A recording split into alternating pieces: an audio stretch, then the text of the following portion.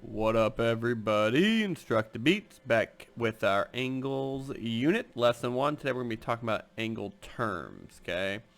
And so that's my Roomba going behind me on the wood floor, which is kind of annoying.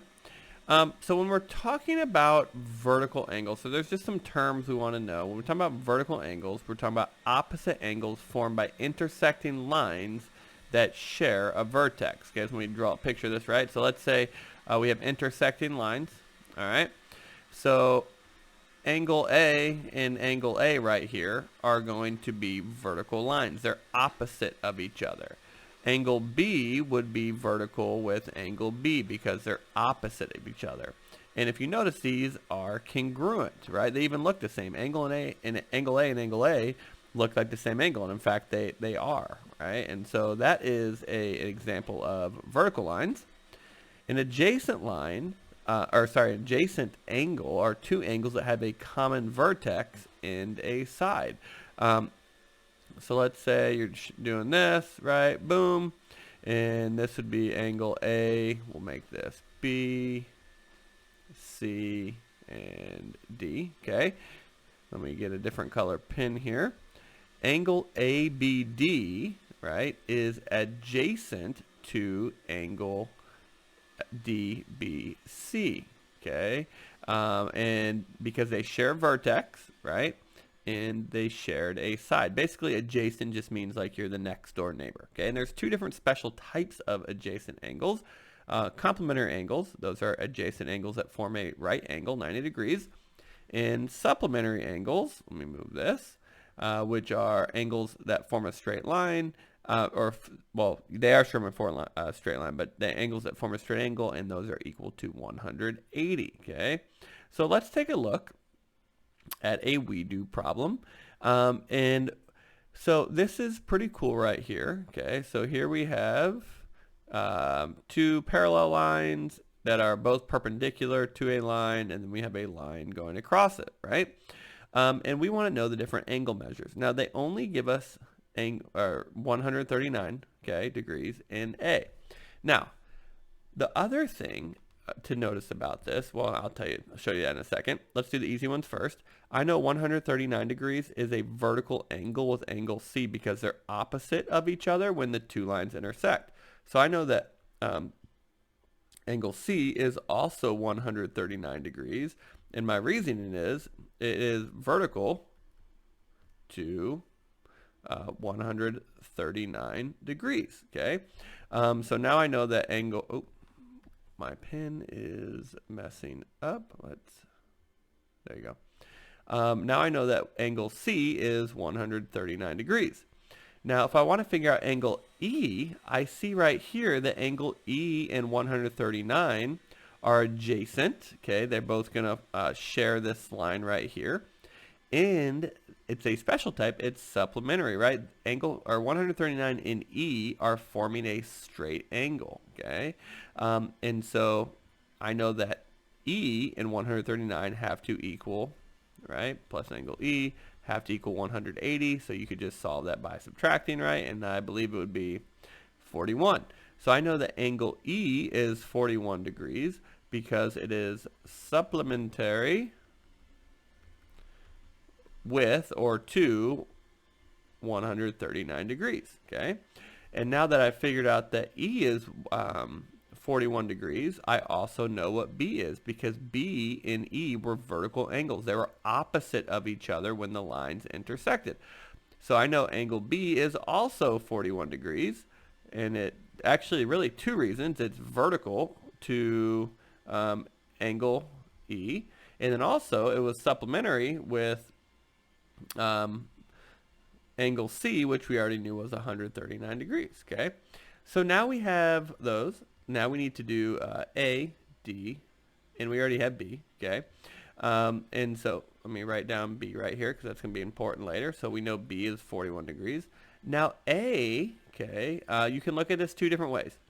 So you know that right here this is 90 degrees, which means that this angle also has to be 90 degrees, okay? So angle A and 49 degrees form a complementary angle. There is a right angle right here that they form together. So if I do 90 minus 49, and I get, what, 41? Yeah, 41, okay. I know the angle A is 41 degrees because it was complementary to 49 degrees, okay. Now, the cool thing is there's two different ways. So now I know that angle A is also 41 degrees. Now, herein lies my problem with this question, okay. And my problem right here is with angle D, okay, because there's two things going on here. There's two different ways you should be able to find out what angle D is. If both B and A are 41 degrees, D forms the other angle in this triangle, right? And so if you did 180 minus 82, okay, right? You know, borrow, there we go, 17. You're going to get 98 degrees. So if we do it based on the triangle, D should be 98 degrees. However, if we do it based on the fact that it's adjacent to a right angle, right, it has to form right there it's a supplementary angle. And so if you do it that way, then D would be 90 degrees. And so this question right here I don't really like, but it was in a teacher manual, which is why I picked it. And I just wanted to kind of show you that even teachers make mistakes when they make their stuff. So D really I'm going to kind of cross out because I don't think the numbers are right. I'm sure somebody just made this picture and then put the numbers in and it didn't make any sense, but that's okay. All right, so here we want to use your knowledge of vertical, supplementary, and complementary angles along with your linear equation knowledge to solve for the angles, all right? And so you're going to pause it, you're going to try by yourself and then push play. But basically, okay, remember vertical angles have to be the same. So whatever this equation is has to equal this equation, right? Because they are vertical angles. This equation right here, okay, is supplementary with this one. And I'm getting too far. I'm giving you guys too much information. So go ahead and pause the video, push play, and then let's check your work.